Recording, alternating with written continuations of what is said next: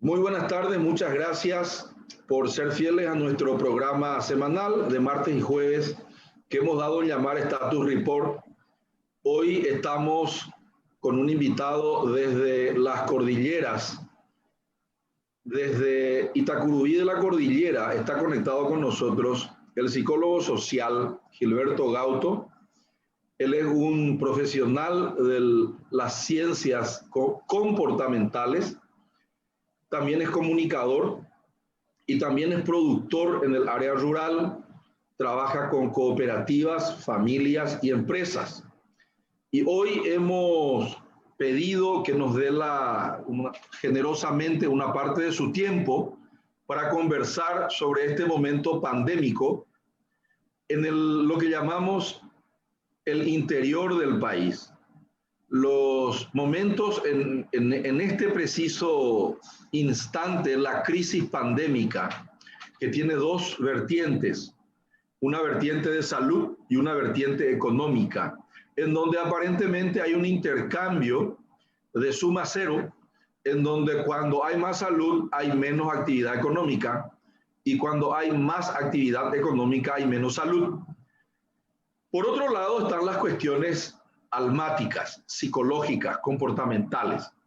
Nadie habla de eso en las redes sociales y nadie habla de eso en la prensa tradicional. Por lo general la gente pone toda su fe en el Estado. Si uno prende la tele en un canal tradicional que no sea el de 5 días, u otros canales que tratan de la economía, del sector privado, de los individuos, de las familias, de los dolores y de las angustias, la mayoría está pendiente de qué hizo tal o cual político y la gente está esperando que el comportamiento de tal o cual político le saque de este cautiverio económico, político y sanitario en el cual estamos todos en este momento cautivos, valga la redundancia. Gilberto Gauto ha trabajado en multinacionales de bebidas y ha trabajado en multinacionales del mundo de la moda. Y en este momento él hizo lo que todos queremos hacer, yo entre ellos. Él ya hace él nos contará hoy, más de una década, salió de lo que se creía que era la civilización, en donde te matan en la esquina, te asaltan por un celular en el micro, esa es la civilización, y él se fue a la barbarie, en donde él almuerza al mediodía y puede dormir la siesta, esa es la barbarie, estoy hablando metafóricamente. Entonces, muy buenos días o buenas tardes, Gilberto Gauto, desde la civilización, donde estamos todos miedosos aquí en Asunción, y vos desde la barbarie, donde probablemente vas a dormir la siesta enseguida. Muy buenas tardes, Gilberto Gauto. Buenas tardes, Víctor. Un gusto estar con tu estilo muy especial para hablar un poco de lo que es el interior del país a la luz de la pandemia y a la luz de un montón de cosas. Hay, para mi entender, una crisis fantasma de la que nadie quiere hablar, que es mucho más fuerte que la pandemia y que es la crisis política, bloqueadora. Es raro, es una crisis bloqueadora, es muy raro, no es una crisis, al menos en Paraguay, no es una crisis movilizadora. Entiendo que hay mucho por discutir sobre estas cuestiones, pero tocando el tema de la barbarie, a la luz de muchos ojos citadinos que vos conocés mejor que yo, no es tanto como nos pintan por allí. No es una barbarie el mundo rural, el mundo campesino. Y podemos hablar, tengo algunos ítems que anoté a la luz de lo que me dijiste. ¿Podés, por favor, enumerarlos y ir reflexionando? Y me voy a tomar el atrevimiento de ir haciendo preguntas de vez en cuando. Por favor, Gilberto, yo sé que vos sos muy ordenado y probablemente ya tenés tus los tópicos anotados, por favor. Con gusto. Tengo uno muy contundente y que contradice frontalmente la percepción de los que viven en las grandes urbes. Primero, de los periódicos también, tanto de televisión como prensa escrita. Algunas que manejan este discurso como algo que no sé qué es lo que pretenden lograr con eso. Te digo, Víctor, y a los amigos de la audiencia, que nadie se va a morir, nadie se muere de hambre en el interior. Nadie se va a morir de hambre.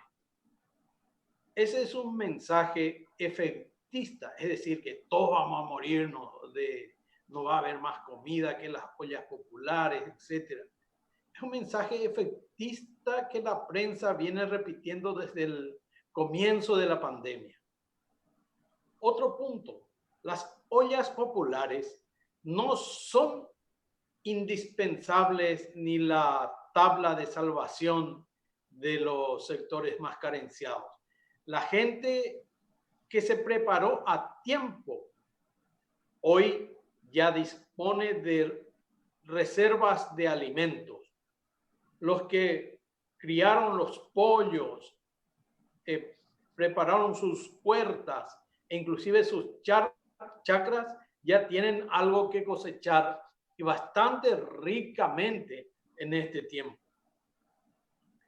Lo que falta acá para el campesino es información veraz y algo fundamental, control de la aplicación de medidas preventivas.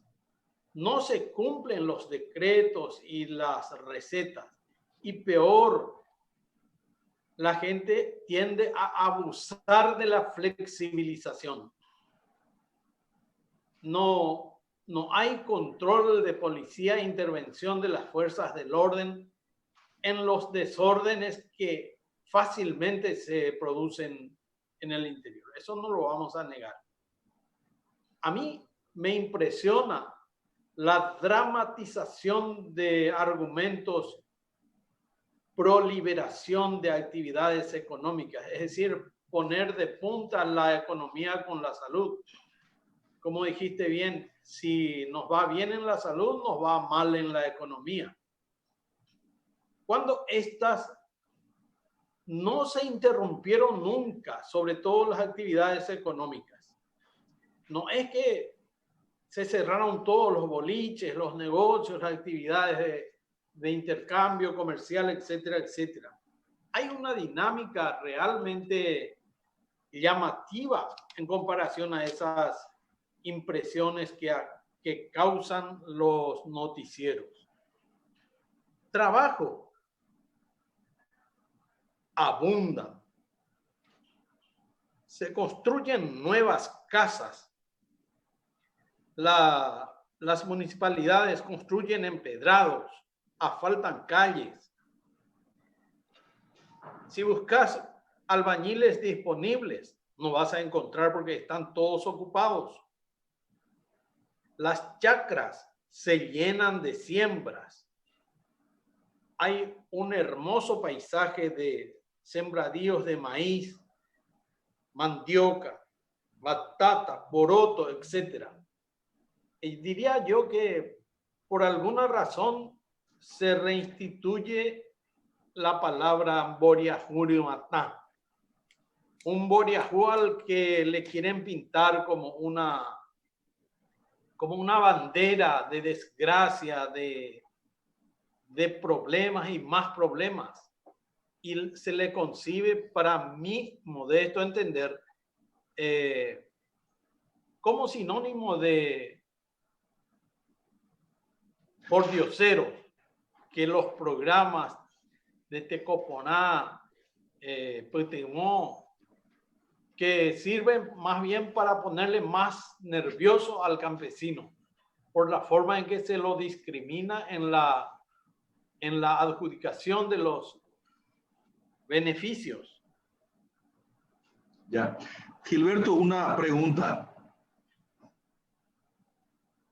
La gente asuncena, entre ellos yo, tenemos un sesgo y en el Gran Asunción, área metropolitana, donde hay 2,3 millones a 3 millones de habitantes, de los 7 que hay en Paraguay, se cree que el país termina, algunos dicen en la calle Última, otros dirán en Capiatá, Itahuaca, Acupé y Pacaraí.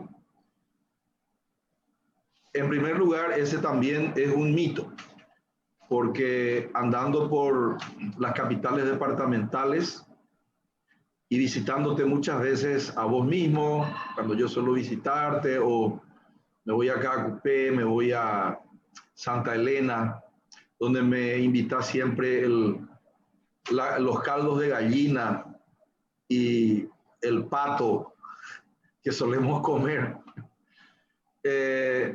Veo que hay gente de Asunción despedida del sector servicios, que es el sector terciario, el más castigado en la economía paraguaya, en el mundo, y en la economía paraguaya en particular, en este momento de recesión como política de Estado, como una medida sanitaria. Por primera vez en la historia, probablemente en los últimos tiempos, el Estado dice, hágase la recesión, y la recesión se hace. Es una política intencional del Estado. Sin embargo, el Paraguay profundo, como decía un expresidente, está recibiendo hoy a los desempleados de Asunción. Se van a las casas de sus tías, de sus madres, de sus padres, de sus abuelos, y el sistema de protección familiar está funcionando muchísimo mejor que el sistema de protección social. 65 programas aproximadamente tienen entre los 20 y pico de ministerios el gobierno nacional. Pero procura un poco, tenés que hacer una procesión de institución en institución para presentar tu solicitud para crédito agrícola de habilitación, beca de Itaipú, adultos mayores, y como diríamos los paraguayos, heredera. No hay una sola ventanilla única de sistema social. Sin embargo, cuando vos llegas a la casa de la abuela, hay ventanilla única.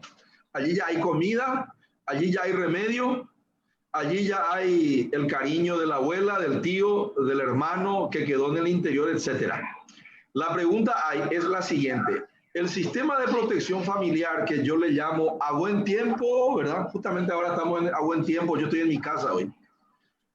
Y enseguida van a llegar algunos de mis hijos con el modelo a buen tiempo, que todavía funciona en mi casa. En la mayoría de las casas en la Asunción, que es la capital, no hay tanto más el a buen tiempo. Llegas a la casa de alguien y a buen tiempo y te miran con un rostro adulto. ¿Funciona todavía el a buen tiempo en donde vos estás, en la zona de las cordilleras? Es la primera pregunta.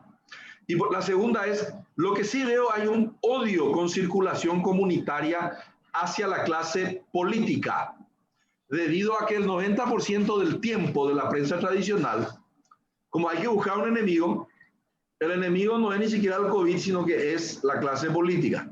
Veo que hay mucho odio. Segunda pregunta, ¿eso es también allá? Y primera pregunta, repito, ¿funciona el a buen tiempo? Entiendo. El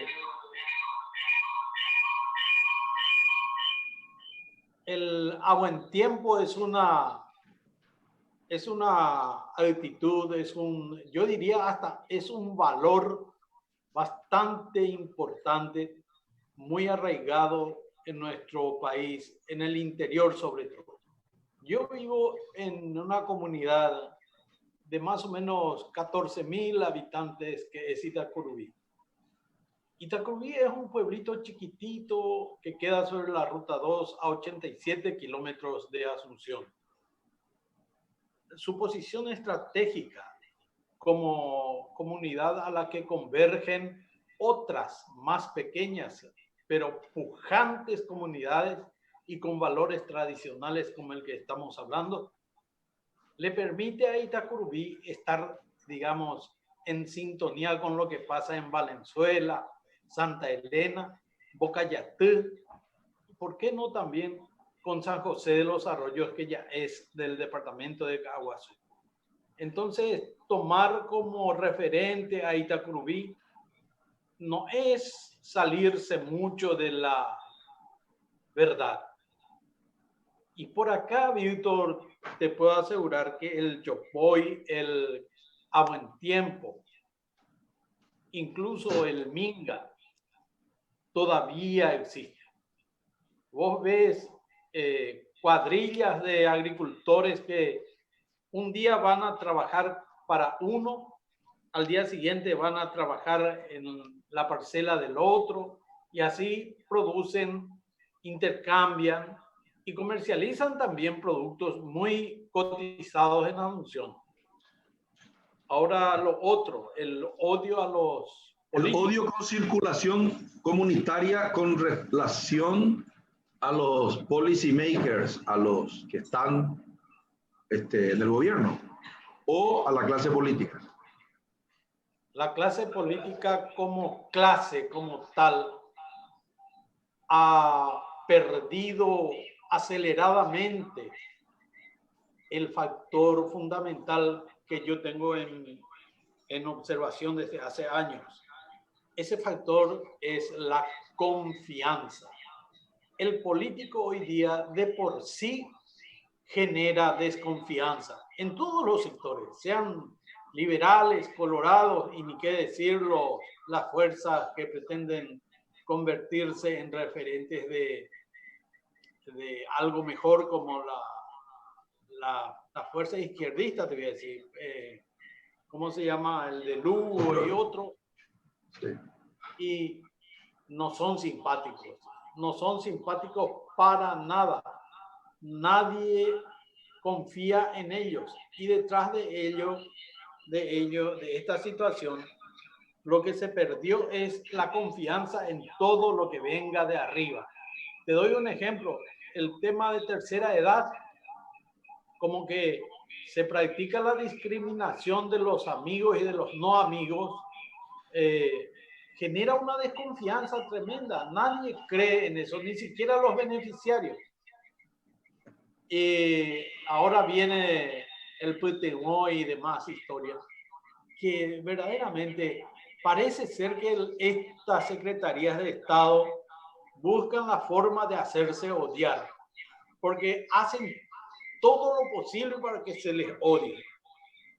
Y diste en el ojo al decir con crudeza, se les odia. Y yo te diría que acá en el interior hay problemas, y muchos problemas, que se agudizan porque la gente se informa mal, las redes nos ayudan, la prensa, digamos, la prensa que se autodenomina independiente, ABC Última Hora, La Nación. Nosotros dividimos acá la prensa que pretende ser seria, que son las que acabo de mencionar, y la prensa cacheay como Popular y Crónica. Y la prensa demasiado intelectual, que son ustedes, 5 Días, El Independiente, etc. Pero lastimosamente no llegan por acá. Te informa mal la gente. El pila, el campesino, ve el noticiario de televisión y recibe estímulos completamente traídos del pelo. Sí. Después se sugestiona fácilmente con estos estímulos y llega Sí, claro. a tener miedo. Y lo peor, no sabe qué hacer. Ya. Desconfía de todo y todos, de los políticos, del gobierno, de la iglesia. En resumen, hay preocupación, pero hay esperanza y se hace cosas.